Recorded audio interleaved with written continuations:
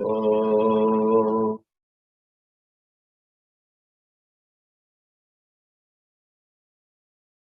चिन्तयामि हरिमेव सन्ततम् मन्दमन्दहसिताननाम्बुजम् नन्दगोपतनयम् परात्परम् नारदादिमुनिप्रवन्दितम्। ओम नमो भगवते वासुदेवाय। ओम श्री गुरुभ्यो नमः।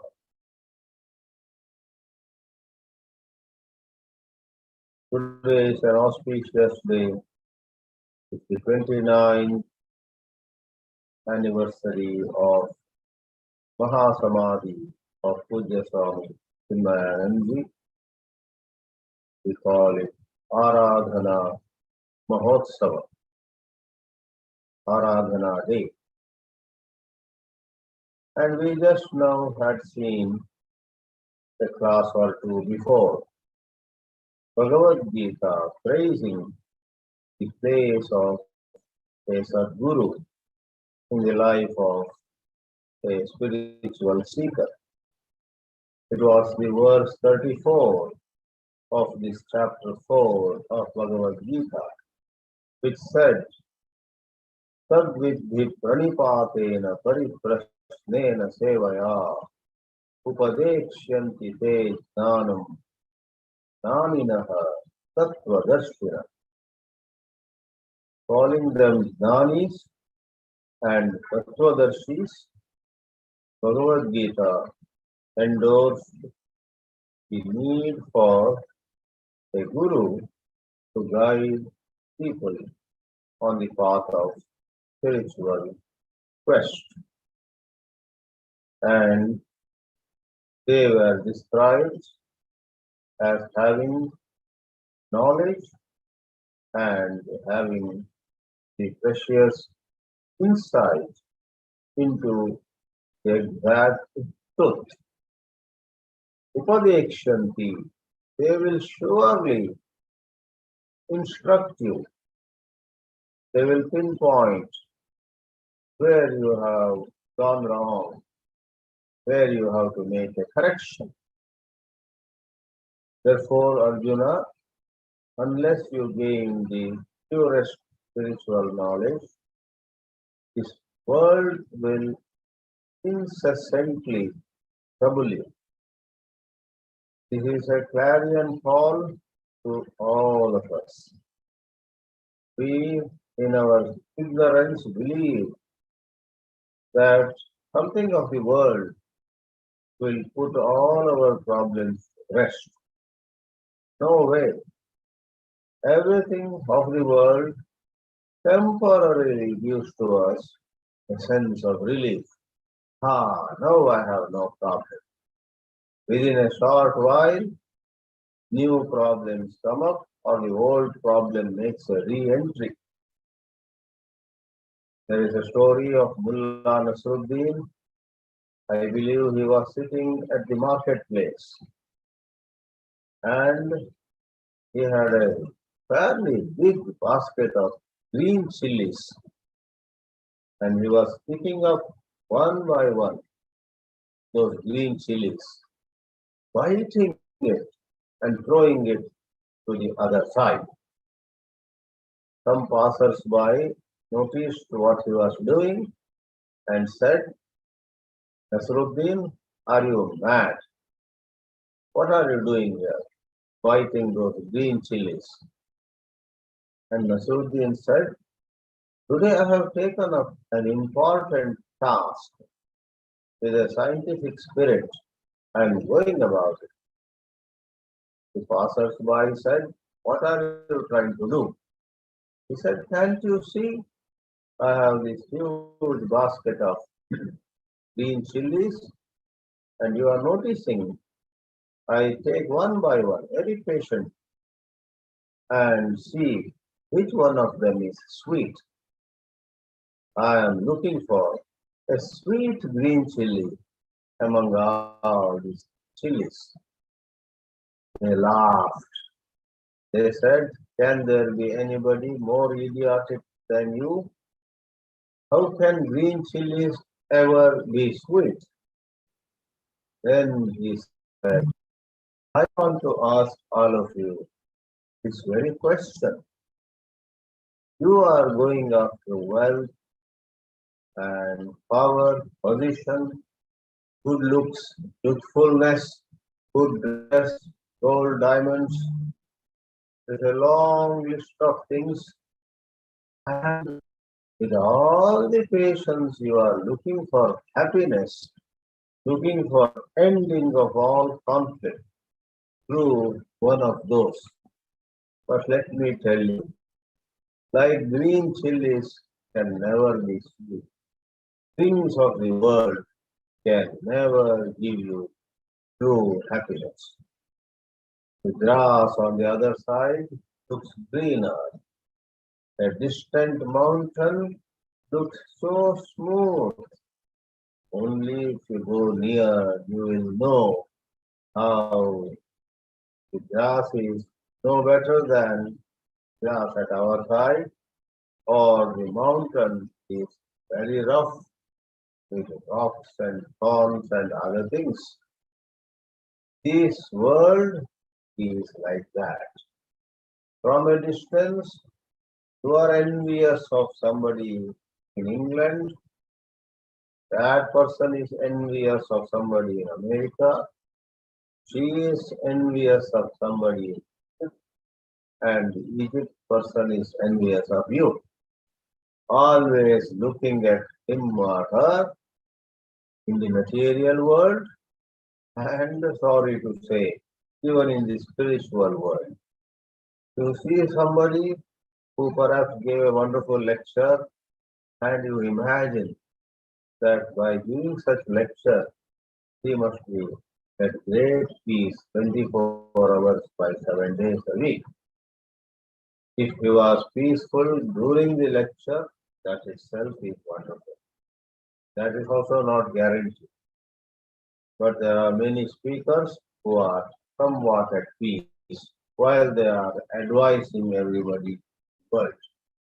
But in their own private life, in the other hours of the day, they are like anybody else, beset with conflicts.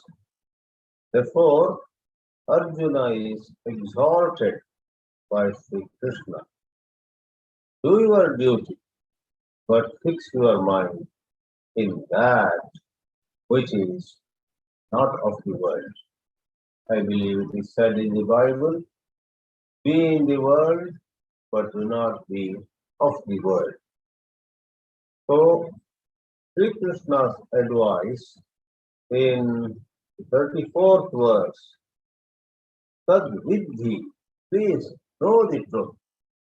That means the importance of jnanam, knowledge, or wisdom, or insight, or our favored, much preferred expression is right seeing.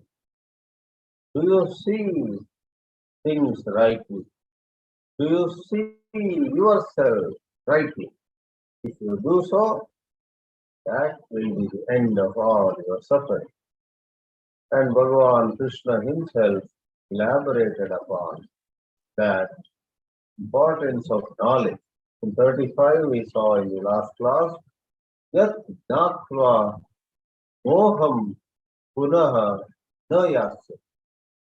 There is a certain truth, knowing which, abiding by which, you will never come under delusion. And in that wisdom, you will see all living beings in you, and you will see everything in me, Vasudeva. As we said, this 35th sloka is the great support of Advaita Vedanta. Everything is in you, everything is in God. That means you and God at that height of vision are found to be one and one only. Ishvara Guru, Atma, all of them merge into one. Is it truth even now? But since we are seeing things through the lens of avidya, spiritual ignorance, or through error, we are unable to see our own divinity, our oneness with God.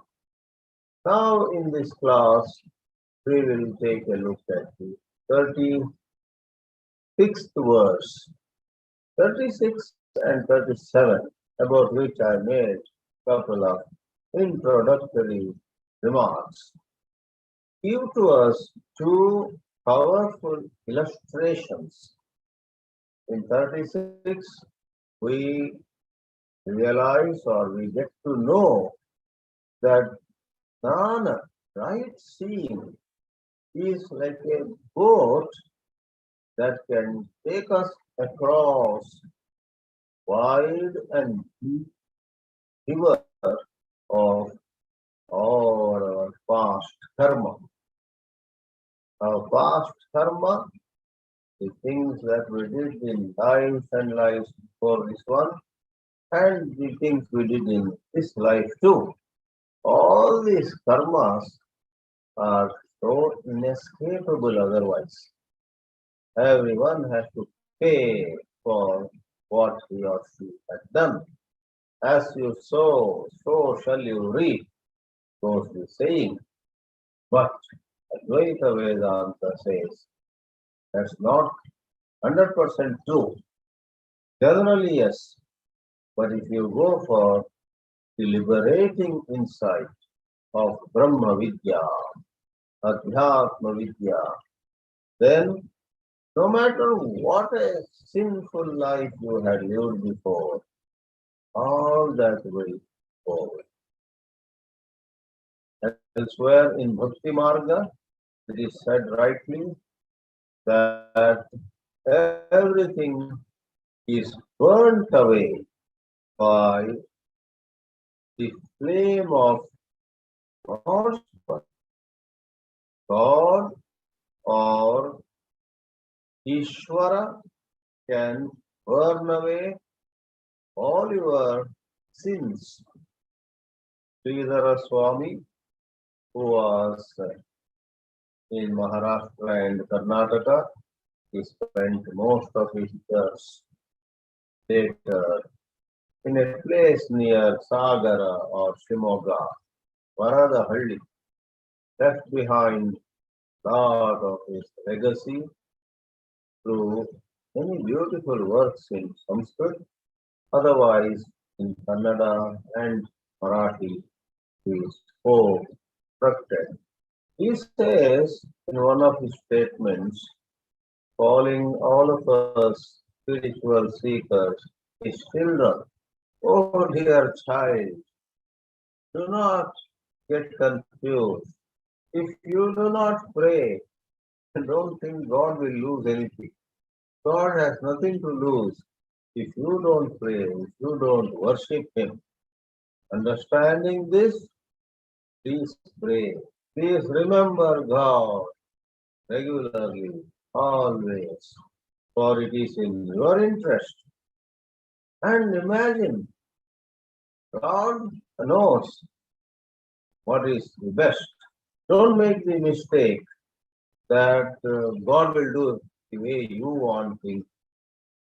Many people make a demand of God, you see, and if it doesn't happen, they think that God has let them down. God knows what you need.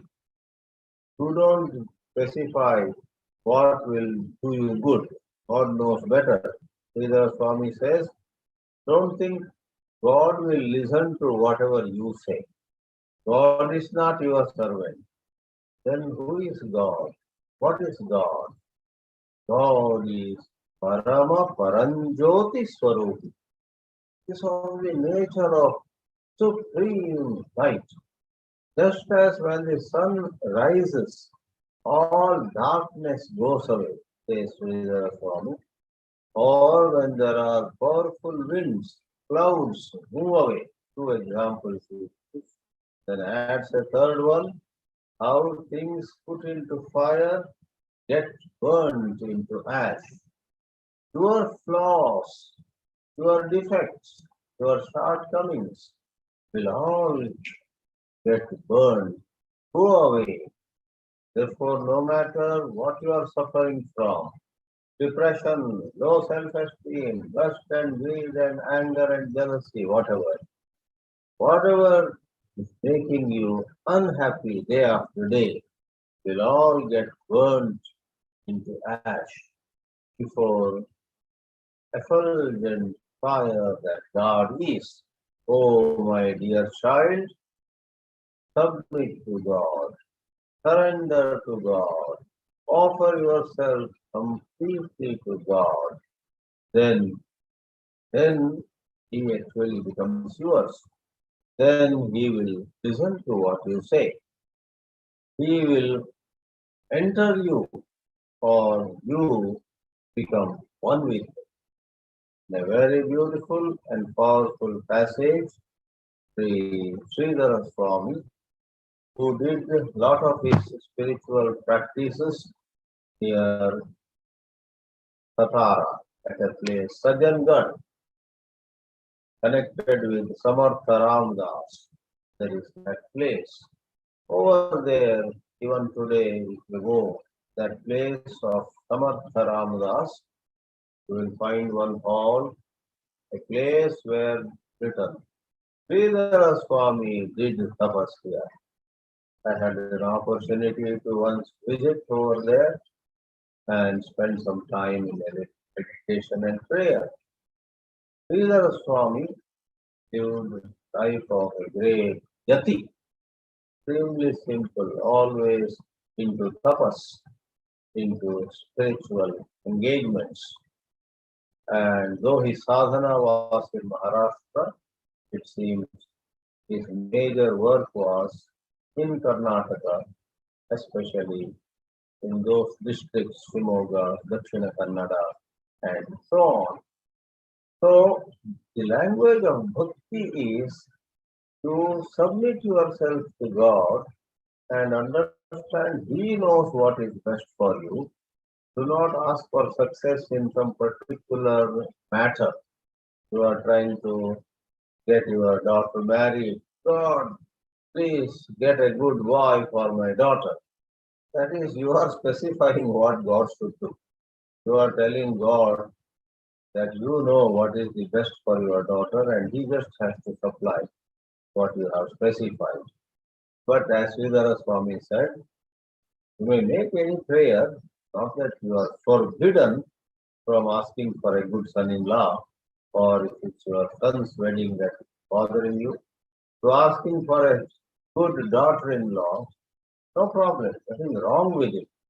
But do not forget that finally God knows what is the best for your son, for your daughter, for yourself, for anybody.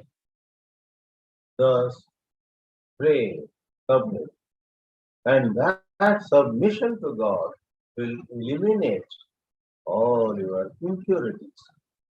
Here, rather than saying God, which is no different actually, the language here slightly outwardly, superficially different, but it boils down to the same.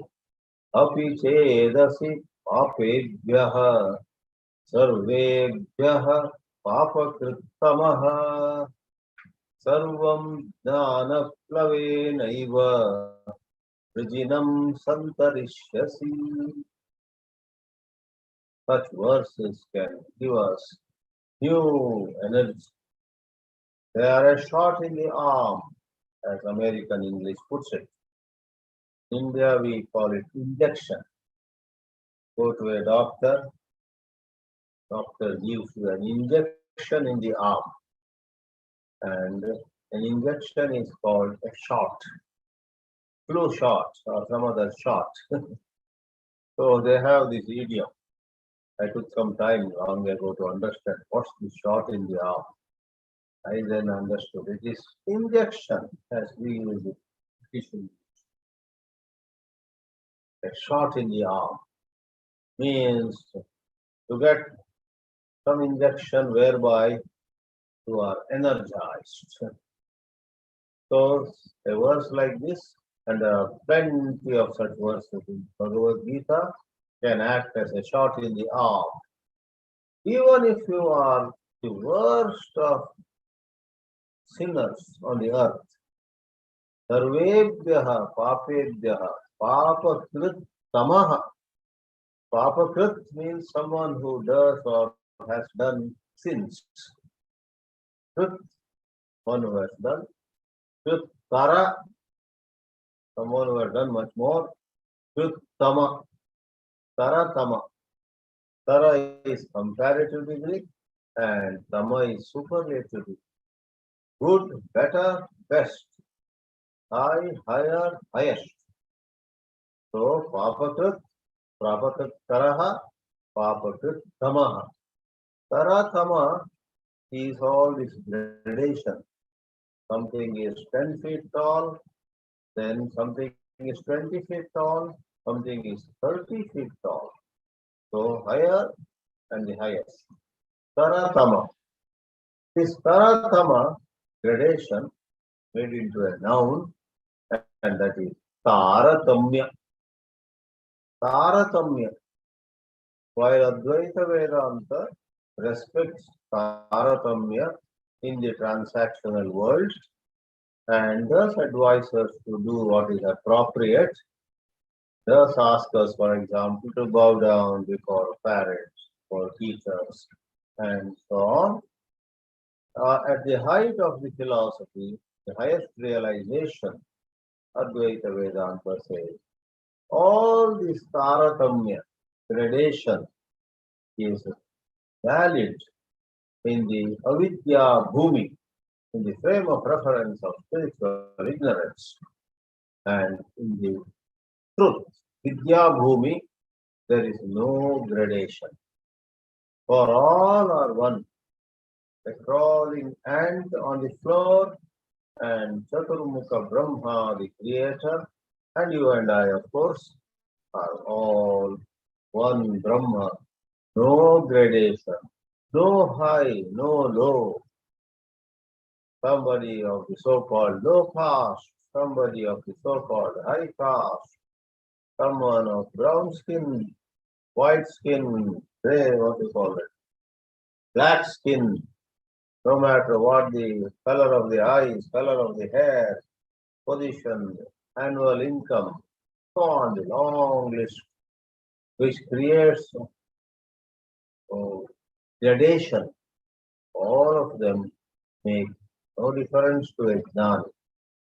In Dvaita Vedanta, in going by whatever little I've heard, Dvaita Vidya Vedanta of Sriman Madhvacharya, Taratamya, gradation is a reality, never to be dismissed, never to be put aside, never to be ignored. So they have a whole system. Hari Sarvottama, Mahavishnu, he is on top, and no one should ever imagine that they can come anywhere near him, their greatness or glory. Remember, you are a jiva, so you have Hari Sarvottama, then Vayu, Prana, Hanuman, and so on, then some other gods, then there are Yagandharvas, Yakshas, Kinnaras, then we, the human beings. So, the entire creation has built into it Taratamya, higher and lower, and that is not to be dismissed as erroneous seed. That's where Sriman Madhvacharya created the Dvaita Siddhanta. In Shankara's Advaita Vedanta, there is a realization, awakening that is stopped off where Taratamya goes away. So, with that, before moving on, that does not mean that a person who has understood Advaita will behave in some erratic manner. He meets one of his teachers and does not respect him, etc. No. There is a sense of what is appropriate in the transactional world, but there is a certain freedom from all those rigid ideas. That rigidity goes away, and any idea of inferiority, especially, goes away. You don't feel low, you don't feel inferior. In a healthy manner, it's not about some kind of arrogance, some kind of pride, some kind of superiority complex which Aham Brahmasmi generates. Rather, Aham Brahmasmi helps us remain extremely humble in our behavior while beholding the truth which leaves no room for taratamya, high, higher and higher. Api chet, chet means if, and api chet, even if you are one of the worst sinners on the earth. Illustration now comes by Nana Plavena. Plava is what floats. Somewhere else, plava can mean what flies. A monkey is called Plavangama. He flies from one branch of the tree to another. Plavangama or Plavaga. That flew Plavate. Different. Here the same root, same verb is formed into a noun. Plava is what floats. Isn't it amazing that a wide river like Amazon or Brahmaputra or Nile and so on can cross a very wide river with a small boat? As long as it floats and moves, can cover miles and miles, hundreds and thousands of miles. So that's a very appropriate illustration. If you have the plava, the boat of right seeing, sarvam santarishvasi. You will cross, you will go beyond everything. What? Vrijinam. Vrijina once more is papa. Is once more sin. Papam is sin. Papaha is a sinner. So the word papa, depending on in which gender you are using, neuter or masculine, can mean sin or the sinner. The first line uses the word papa as sinner. Of all sinners, suppose you are the worst one. Don't go for Purity and go for Brahma Vidya. All your past erased. And the second line uses the word Vrijina in neuter, sin, sinner and sin. Sarvam Vrijinam Antarishyasi. Acharya Shankara now says, Api chedasi papebhyaha means papakritbhyaha sarvebhyaha atishayena papakrit. Atishayena papakrit. It's an understatement to say you have sinned. You must say you have sinned a lot. You have committed all kinds of possible sins. So, I guess somebody asked Pujya Swami Chinmayananda in one of question answer sessions, Swamiji, is it true that you used to smoke? Something like that. I don't remember the exact words, but a reference was made to one of the bad habits, addictions. And Swamiji's answer with his wit and wisdom and a sort of royal personality was very, very interesting.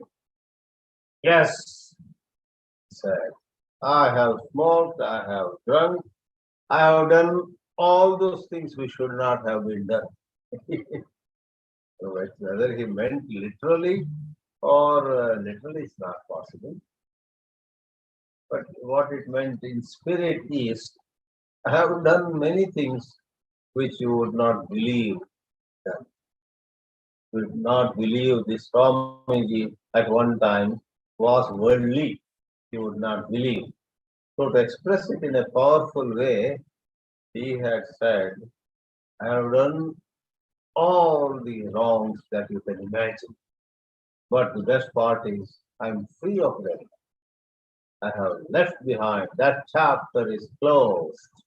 That phase of life is over. We have put a lid on it. I have moved on.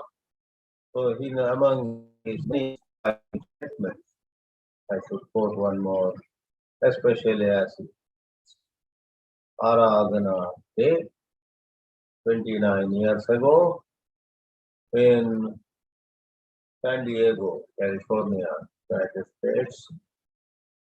Physically speaking, he breathed his last. For us, it was in India, 4th August morning. About 8 a.m. I got news. I was in New Delhi. I got a phone call that Puja Gurudev has left his body. Then we all gathered at some house of a very elderly devotee, and then it unfolded. So it was 3rd evening, August 3 evening in California, already August 4 morning in India, but in my mission all over decided that let's go by the date that was applied or applicable, that was valid, at the place where the body became quiet. That was August 3. And then, of course, the body was brought to India, and a lot of us first had darshan in New Delhi on Lodi Road. Then the body and a lot of us went in number of cars and other vehicles with the body to that village near Dharamshala in Himachal Pradesh, and over there, Mahasamadhi ceremony and the burying of the body.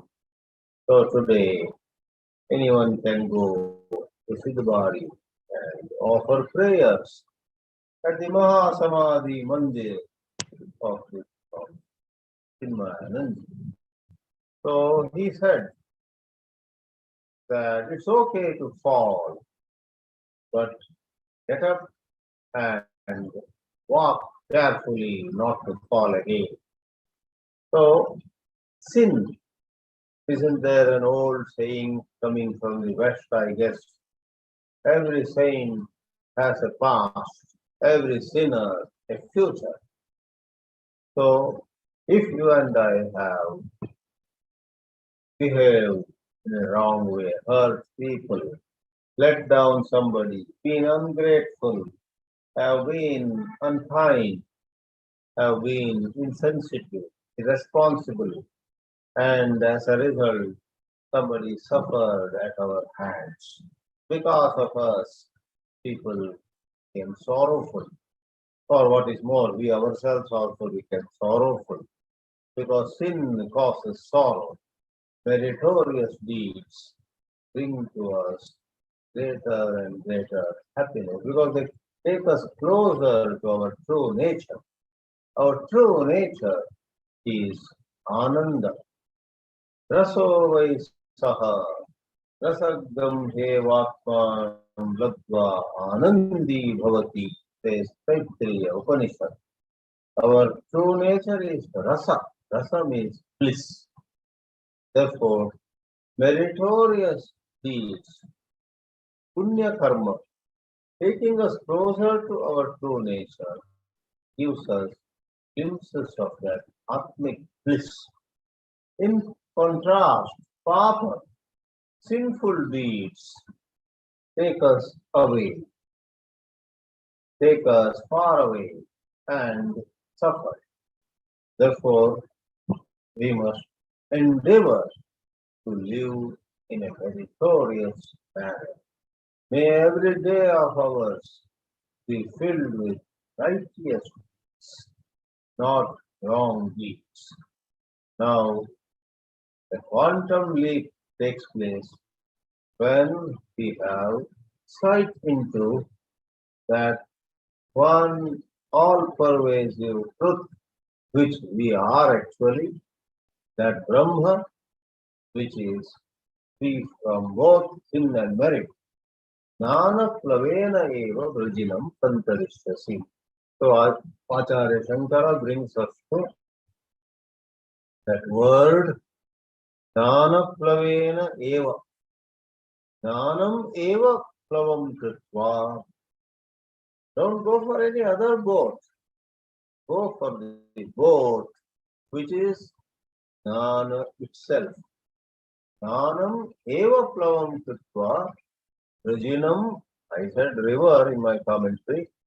Acharya Shankara writes, Vrajina Arnavam, Papa Samudram, cross the ocean, cross the sea of sin, and adds insightful comment, Dharmaha api iha mumukshoho papam uchate. At the level of a mumukshu, who is on one hand desirous of liberation, moksham ichchati, moktum ichchati, mumukshu. On the other, she or he is endowed with viveka, vairagya, shamadama, uparamati, tiksha, shraddha, samadhana, and so on. Tasya mumukshoho dharmaha api papam uchchate.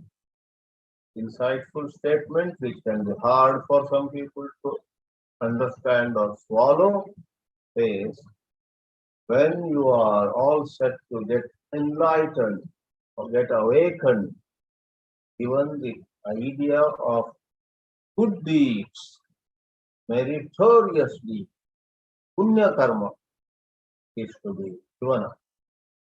Give up your thought for idea of I will do this good work, then I will become more meritorious. My punya balance, bank balance, punya balance increases. Even Kovi talked about emotional bank account, EBA, emotional bank account. Whenever you keep your word, keep your promise, you feel good about yourself. Whenever you act rather insensitively and then you notice, oh, my saying this has embarrassed that person, by doing this caused so much of sorrow to another person, and then you also sing, you also feel bad. Then the balance in the emotional bank account goes down. That's one expression Stephen Covey used. But here, Shankara says all that is very true in the avidya bhumi, but in awakening, merit and sin, both of them are taken away. Because dharma api atra or iha means mumukshoho vishaye papam uchate. To entertain a thought of doing some good work generates a sense of I am a good man now.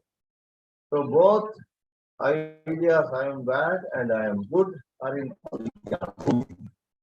Therefore, certain teachers of recent times also have come down on this whole business of trying to be good, including social service and so on. One of the statements of the iconoclastic thinker J. Krishnamurti says or goes like this: the man who thought of himself as a sinner first and later thought of himself as a saint has simply moved from one illusion to another. So when you read that, you get a little jitter. A lot of Krishnamurti's statements are like that.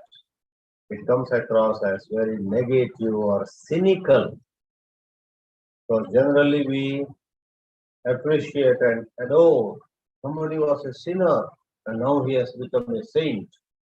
But Krishnamurti would see more from that person's own perspective. If a person thinks as, I have become a saint now. What a sinner I was before. Now, I have become a saint. So the thought I have become a saint brings him in another illusion. So to think I am a saint and to think I am a sinner are both illusions. One has gone from one illusion to another. One has to take it with a grain of salt. In no way it means one must let go of all one's effort to live a more orderly life, but just a statement from a higher plateau.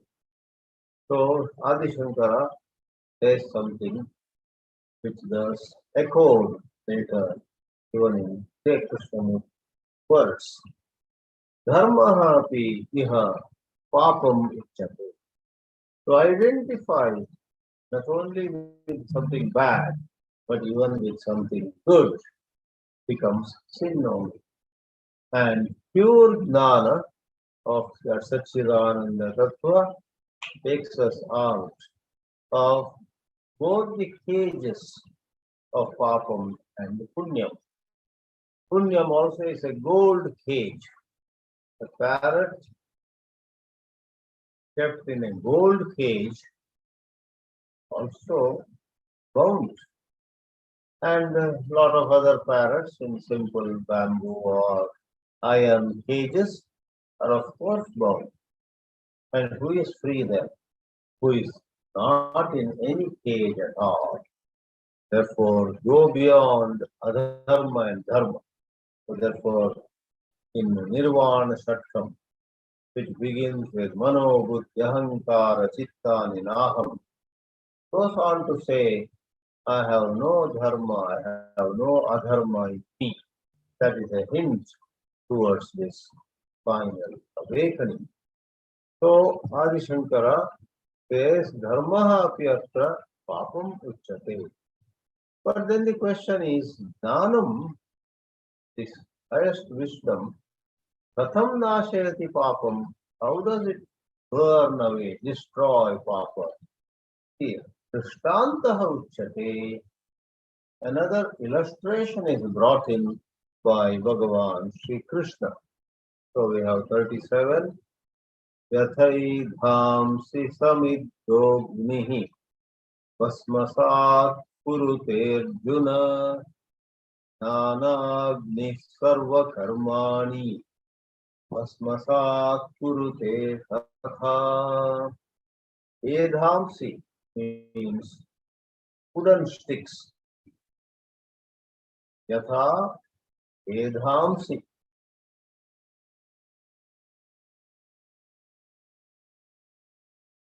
Here it's in the accusative case. Agnihi edhamsi vasmasat kurute. Fire burns, turns into ash. Vasmasat is turning something ash. Fire turns to ash all wooden sticks. Which fire? Samiddaha Agni. Fire which first of all is lit, has already been well lit, well fueled. Otherwise, fire itself may get extinguished, right? So, Samiddaha, an adjective to fire, means when the fire is well lit, put some wooden sticks into it, one by one, get burnt out. Samiddaha agnihi edhamsi kashtani yatha vasmasat kurute jnanagni the fire of right seeing, karmani basmasat kurute tatha sarva karmani basmasat kurute. Let's see Shankara Bhāshya itself to get a little more understanding of this. Yatha edhamsi, a synonym is kashtani. Kashta means wood. You know, long ago it seems, in the capital of today's Nepal, there used to be certain industry that would make beautiful wooden mantapas. So, Ashta Mantapa. Mantapa is a kind of a frame where inside something can be seated inside, like a gazebo. So, beautiful Kashta Mantapas, beautiful wooden mantapas were made, and therefore city became known as Kashta Mandapa, and today we know it, capital of Nepal. Kathmandu. Kathmandu came from the word Ashtamantapam. Kashta is wooden sticks. Edhamsi means Kashtani. Samyak iddaha is Samiddaha. Iktaha. Iktaha, well-lit flames rising far and high. Iktaha agnihi yatha edhamsi basmasat basmi bhavam kurute. Hey Arjuna, jnanameva agni. Jnana itself is agni. Please do not think that from jnana there arises some fire.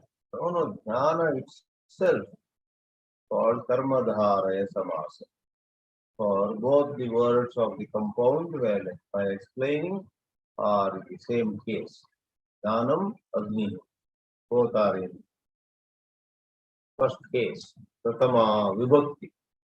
Jnanagnihi sarva karmani basmasat kurute nirbijam karoti tyakta.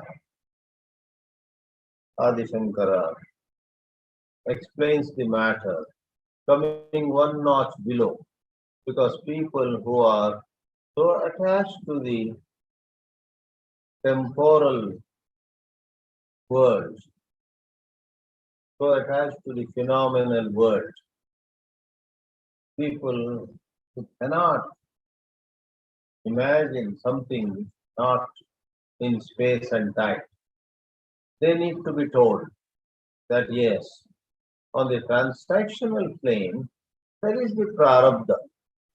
Even saints go through the prarabdha, that is some old work which is now giving its fruit.